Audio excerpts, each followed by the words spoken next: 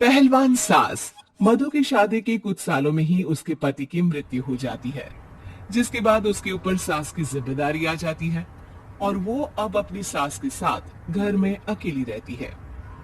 Mummy नाश्ता बना दिया है, टाइम से खा लेना। दोपहर का खाना शीला आकर बना देगी। मैं ऑफिस जा रही हूँ। अरे क्यों उस टेप रिकॉर्डर पर पैसे खर्चा करती हो? इतना काम मैं खुद भी कर सकती हूँ। हाँ हाँ बिल्कुल। आधे समय तो जोड़ों के दर्द की दवाई खाती हूँ और फिर काम करने की बात करती हो। दवाई खाती हूँ तो क्या, मैं अभी भी अकेली 10 पर भारी हूँ। हाँ हाँ मैंने मान लिया। मधु घर से चली जाती है, जिसके बाद सास नाश्ता कर दवाई लेकर टीवी देखने बैठ जाती है। दोपहर को शीला घर आती है। अरे क्यों माँ जी, आज किस बात से मेरी नौकरी बची? अरे चल ज्यादा बक बक मत कर, काम कर अपना। शीला खाना बनाने लगती है और सास वहीं पास में बैठ जाती है। माँ जी, मैं तो हमेशा ही बोलती हूँ दीदी की दूसरी शादी करा दो। कब तक अब दो औरतें घर में अकेली रहोगी? आजकल माहौल भी बहुत खराब है और फिर दीदी की उम्र भी तो निकली जा रही है ना। तेरा नाम टेप रिकॉर्डर सही रखा है मैंने। तेरी एक ही बात को रिपीट मोड पर चलाने से वो पूरी नहीं हो जाएगी, इसलिए मेरी बहू से ज्यादा खाना बनाने पर ध्यान दे, नहीं तो कहीं वो भी तुझसे मुंह ना फेर ले और नौकरी चली जाए। क्या माँ जी, आप भी हमेशा मेरी नौकरी के पीछे ही पड़ी रहती हो? तो क्या तेरे पीछे पड़ूं? इसी तरह दोपहर से शाम हो जाती है और शीला अपना काम खत्म कर वापस चली जाती है।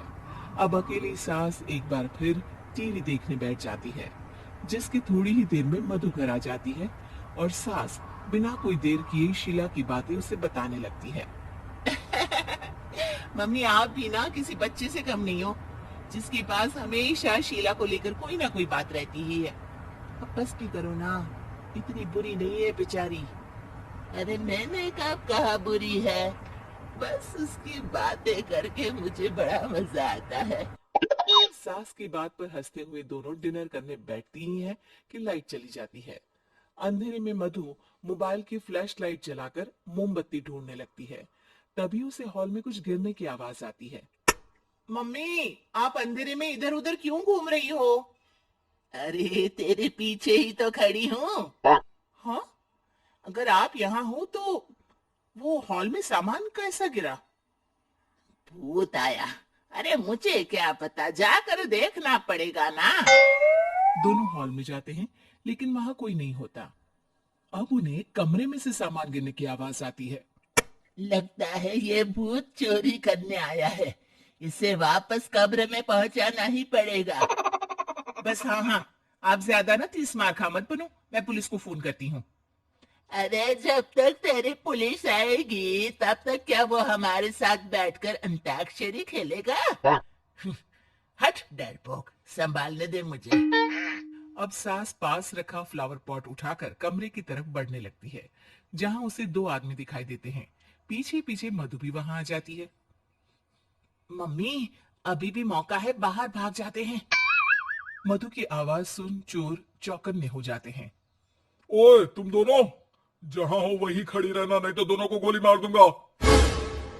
अरे तुम दोनों अभी के अभी बाहर जाओ, नहीं तो मैं तुम्हें जिंदा नहीं छोड़ूंगी।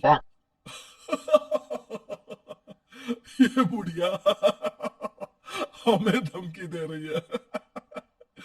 अबे तुम दो अकेली अब लौटते क्या कर लोगी? अरे जा भाई जा, दोनों को बांध दे। जैसे ही दूसरा आदमी सास को पकड़ने उसके पास आता है, तो वो उसके सर पर फ्लावर पॉट मार देती है।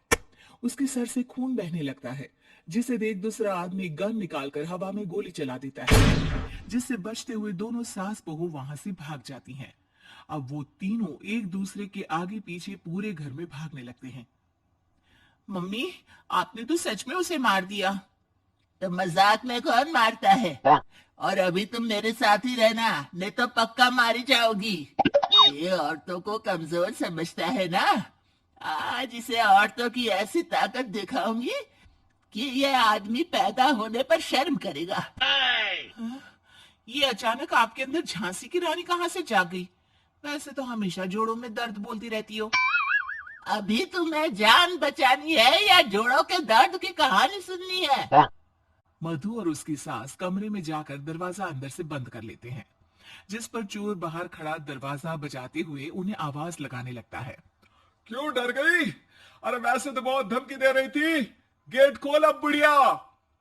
अबे पागल, धमकी देने और होशियार होने में फर्क होता है, पर ये दिमाग वाले काम तुझे तो समझ में नहीं आएंगे। रुक, वो भी तेरा दिमाग ही बाहर निकालता हूँ। ये कहते हुए चोर गोली चलाने ही वाला होता है कि सास अचानक दरवाजा खोलकर उसके मुंह पर परफ्यूम डाल देती है, जिससे चोर गन फेंककर दर्द से चिल्लाने लगता है। मम्मी, अरे बहुत दर्द हो रहा है, कोई बचाओ, इसे हटाओ प्लीज। मैं किसी को कुछ नहीं करूंगा। क्यों रे, क्या थोड़ा सा दर्द होते ही मम्मी मम्मी करने लगा? अभी तो औरतों को कमजोर बोल रहा था। भूलियो मत, एक औरत ने ही तुझे इस दुनिया में जन्म दिया है, और वो भी तुझे ये दर्द हो रहा है ना, उससे लाख गुना ज्यादा दर्द सहकर। इसलिए औरतों को दोबारा कमजोर भूल कर भी मत बोलियो। वाह मम्मी, आपका ये रूप तो मुझे पता ही नहीं था। आपने तो कमाल ही कर दिया। कहा था ना, अकेली ही 10 पर भारी पड़ सकती हूँ। ये तो फिर भी 2 ही थे। इतनी देर में पुलिस भी वहां पहुंच जाती है। आ गए आप, कर लो इन्हें अरेस्ट और जेल में बैठकर अंताक्षरी खेलना।